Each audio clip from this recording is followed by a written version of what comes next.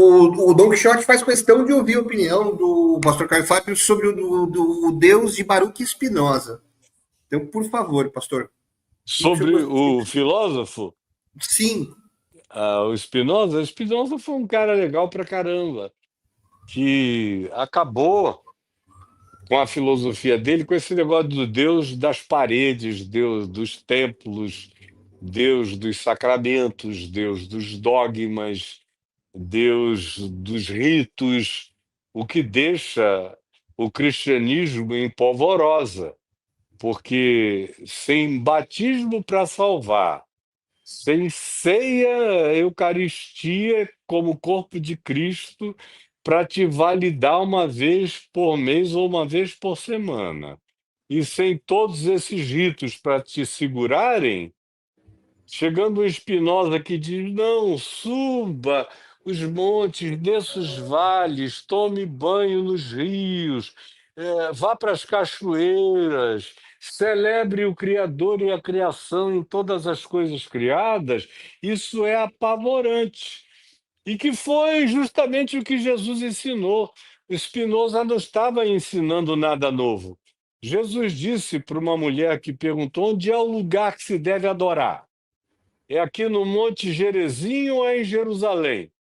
E Jesus disse: mulher, em verdade eu te digo que nem no Monte Gerizim, nem em Jerusalém, nem em monte nenhum é o lugar onde se deve adorar. Deus é espírito.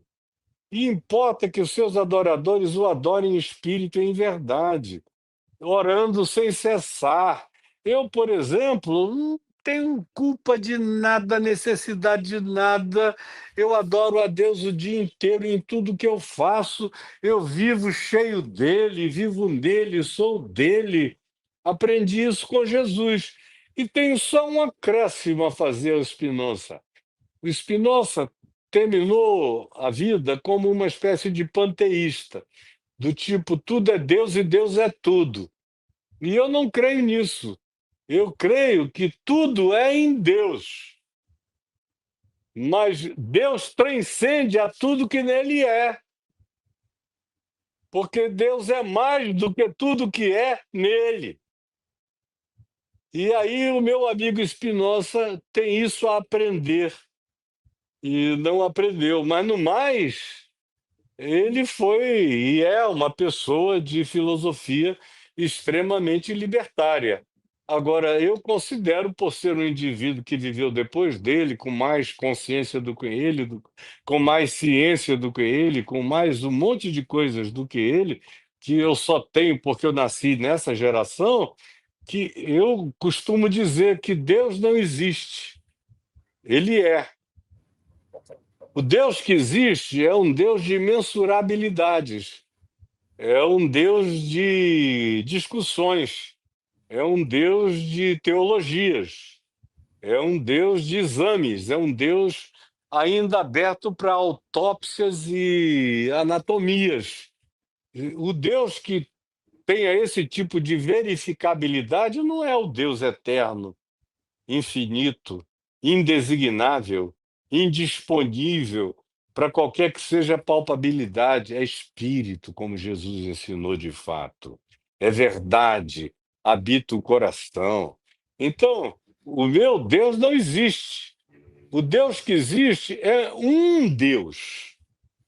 O Deus real é aquele em quem todas as coisas são, mas ele não é detectável, achável, localizável, pontuável, designável em lugar nenhum, por filosofia nenhuma, por teologia nenhuma, de modo que até a discussão sobre Deus é patética.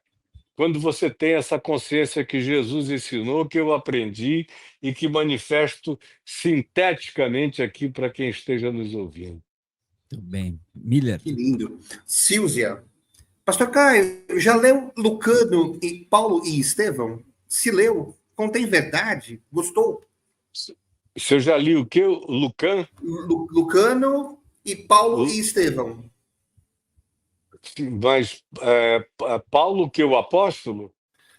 Então, não sei se é um livro, não sei se é um autor. Eu também fiquei em Silvia, dúvida. esclarece pra gente aqui no chat, por favor. Eu vou para Aham. outro enquanto isso. Lourdes Machado. Pastor Caio, se o Trump se converteu ao judaísmo, então a profecia do templo irá se concretizar? Isso é tudo balela, essa profecia do templo. Balela, cara. Na hora que eles, para construir esse tal do terceiro templo, porque Salomão construiu um que ficou totalmente cheio de idolatria. Salomão foi o maior bruxo da história do Oriente Médio, feiticeiro, que aprendeu feitiço com todas as 1.000 mulheres que ele teve. É a Bíblia que diz isso. E os textos paralelos também. Ele começou muito bem, mas terminou horrorosamente mal. Veio a se converter nos estertores da morte, o Salomão.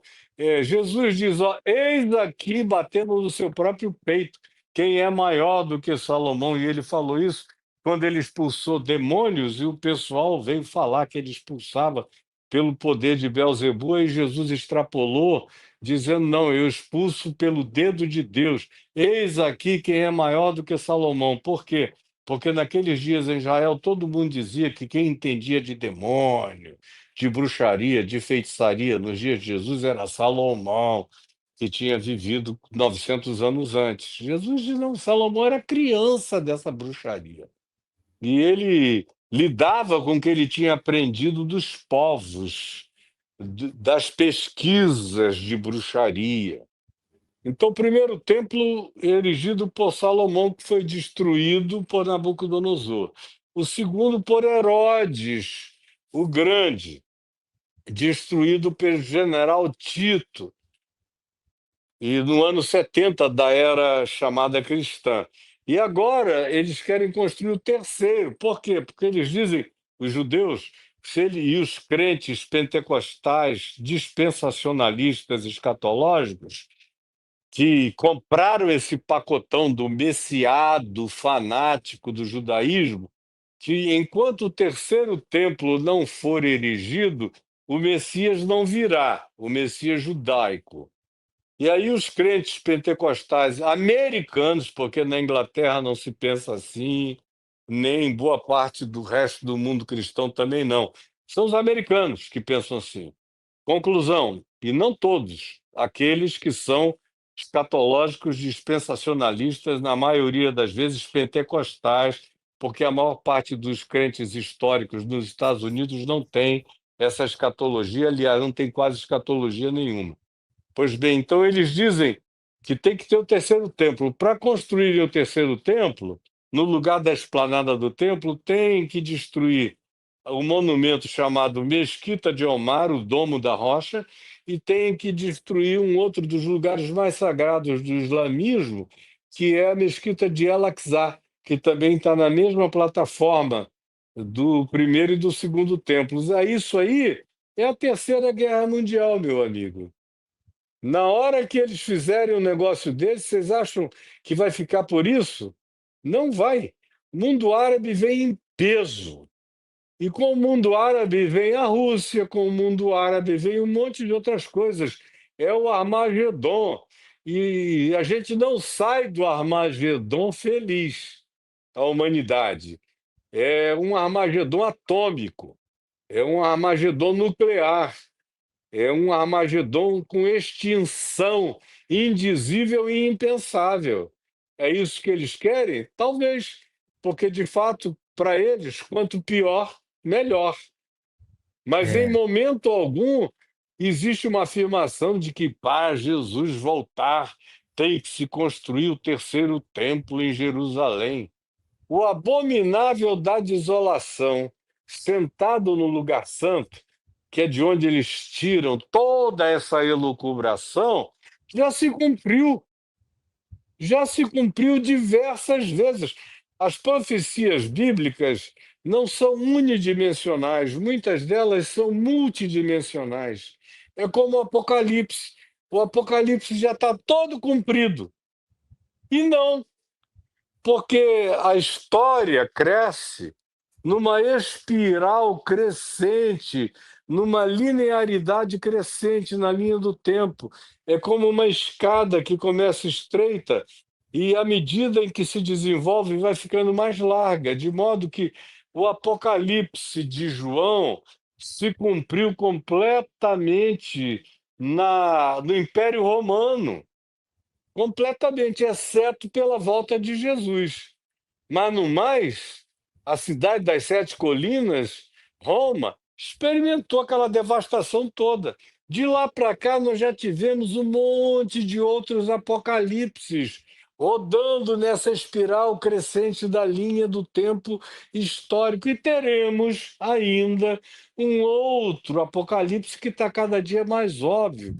Porque quanto mais a história humana progride, menos interpretação simbólica e arquetípica o Apocalipse necessita.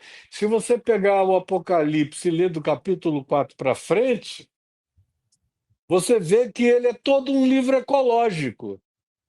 O mar se poluindo, as fontes das águas morrendo, o céu ficando, os ares completamente poluídos, os astros encobertos pela fumaceira da terra, por tudo que seja desconstrução planetária acontecendo, e a gente vê essa gravosidade aumentando, aumentando, aumentando, com suas fomes, suas misérias, suas mortes, suas destrutilidades para todo lado. Eu leio e estudo o Apocalipse cada vez com mais facilidade. Quando eu me converti há 52 anos atrás, eu lia, querendo entender as simbologias, as arquetipias. Hoje em dia eu abro o Apocalipse quase como quem abre o jornal, de tão óbvio que ele foi ficando.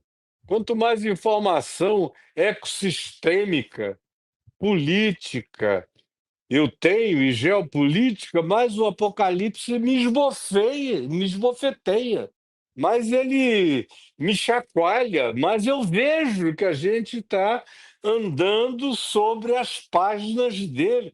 Ele está ganhando 3D na nossa cara. Só não enxerga quem não queira.